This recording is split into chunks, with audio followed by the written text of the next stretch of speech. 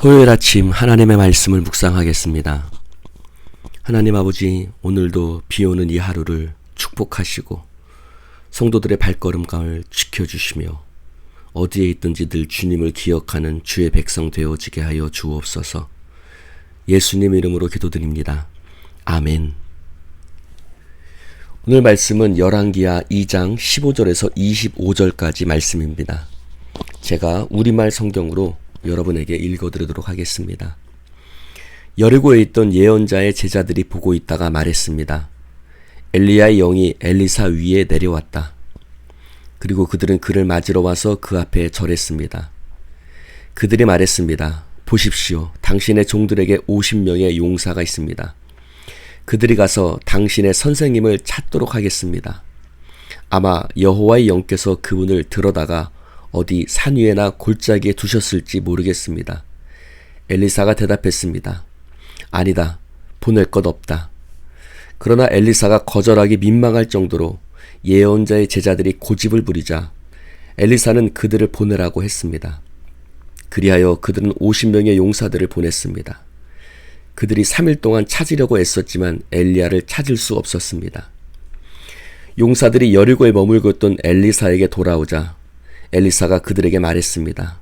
내가 가지 말라고 하지 않았더냐?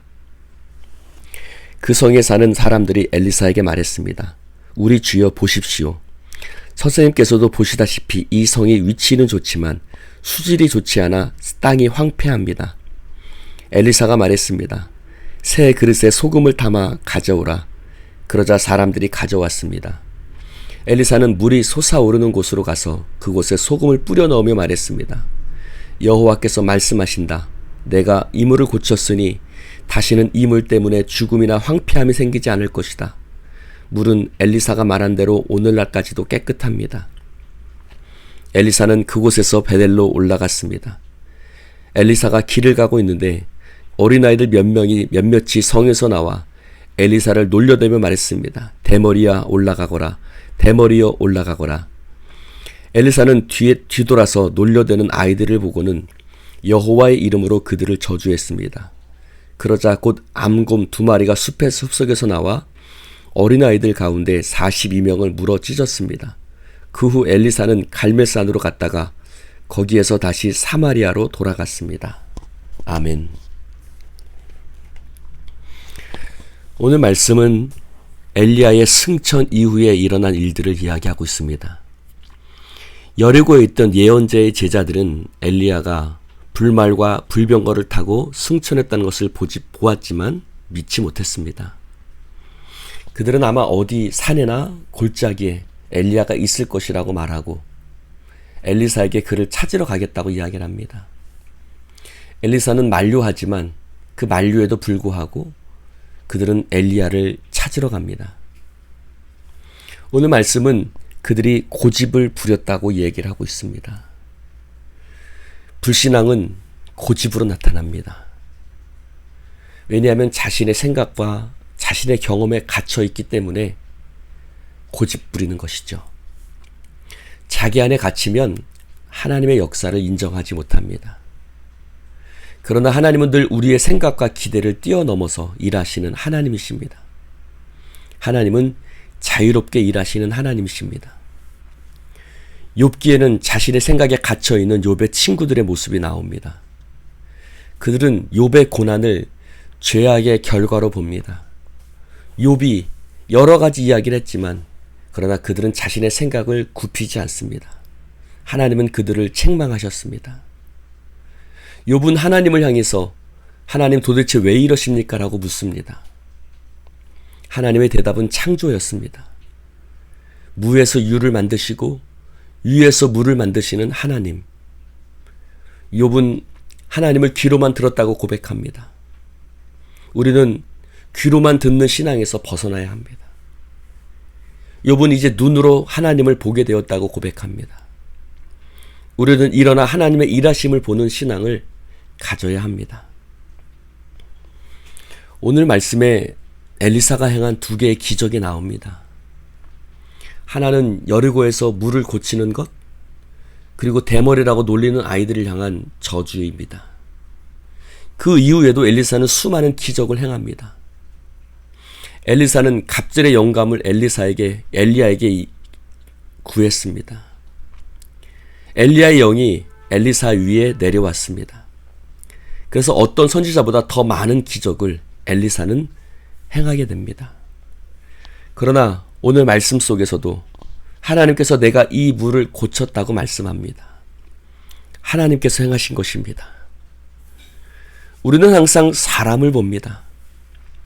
기적을 행하는 엘리사를 보고 말씀을 전하는 목사를 봅니다. 그러나 우리가 보아야 할 분은 그 위에 계셔서 능력을 행하게 하시고 말씀을 전하게 하시는 하나님을 보아야 합니다.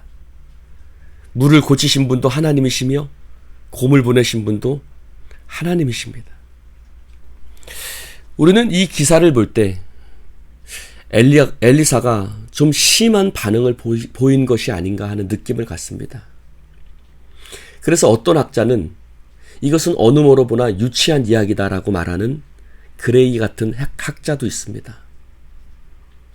그러나 성경 말씀에 이것이 기록되어졌다는 것은 어떤 정당성이 있다는 것입니다.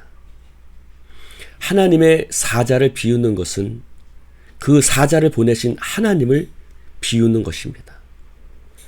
그러므로 선지자를 비우는 것은 굉장히 무서운 일이죠. 베델의 아이들이 엘리사를 조롱했습니다. 베델은 역사적으로 볼 때 뿌리가 있습니다. 베델의 사람들은 여로보암 시대에 금송아지를 만들어 하나님을 조롱했습니다. 아하방 시대에 베델 사람 히엘은 여호수아가 저주한 여리고성을 재건하고 하나님을 조롱했습니다. 베델의 아이들이 선지자를 조롱한 것은 그들의 아버지를 닮았기 때문입니다. 베델의 아버지들은 하나님과 하나님의 일들을 조롱한 사람이었습니다. 원래 베델은 하나님의 집이었습니다. 야곱이 이곳에서 하늘에서 오르락 내리락 하는 사다리와 천사들을 보았습니다. 그리고 정복과 정착시대 여호수아는 베델을 쳐서 믿음으로 빼앗았습니다. 사무엘은 사사로서 순회하면서 영적으로 돌보았던 곳이 바로 베델이었습니다. 엘리야 시대에는 베델의 신학교가 세워졌습니다. 그 도시는 하나님으로부터 받은 은혜가 컸지만 여전히 그 도시에는 조롱꾼들로 가득합니다. 열왕기서 맥락에서 보면 이스라엘은 선지자들을 조롱했습니다. 하나님은 그들을 심판하셨습니다. 예수님도 조롱받으셨습니다. 로마의 병정들이 예수님의 머리에 가시관을 씌웠습니다. 아이들은 엘리사를 향해서 올라가라 올라가라 대머리라고 조롱했지만 그들은 예수님을 향해서 십자가에서 내려오라고 조롱했습니다. 예수님과 함께 십자가에 못 박혔던 자들도 예수님을 조롱했습니다. 그러나 예수님은 그 조롱하는 자들을 위해서 기도하셨습니다. 사랑하는 성도 여러분, 하나님과 하나님의 사자와 하나님의 교회를 결코 조롱해서는 안 됩니다. 그것은 하나님을 비웃고 조롱하는 일입니다. 오늘 말씀의 마지막은 엘리사가 그곳을 떠나 갈멜산으로 갔다가 거기서 다시 사마리아로 갔다라는 말씀으로 매듭을 짓고 있습니다. 엘리사가 갈멜산으로 가는 것은 자연스럽습니다. 왜냐하면 그곳은 엘리야가 기념비적인 승리를 거둔 곳이기 때문입니다. 그런데 왜 사마리아로 돌아갔을까요? 사마리아는 오므리 왕조의 본산입니다. 그는 그곳에서 환영받지 못할 것입니다. 그러나 그는 사마리아로 돌아갑니다. 그곳에서 그는 악한 자들과 마지막 대결을 준비해야 되기 때문에 그렇습니다. 사랑하는 성도 여러분, 우리는 가고 싶지 않아도 가야 할 때가 있습니다. 그것이 사명자의 길입니다. 힘들고 어려워도 걸어가는 것입니다. 마치 예수님께서 예루살렘으로 갈보리 언덕으로 올라가신 것처럼 말입니다. 우리는 나의 발걸음을 내 생각대로 주장하며 걸어가지 않습니다.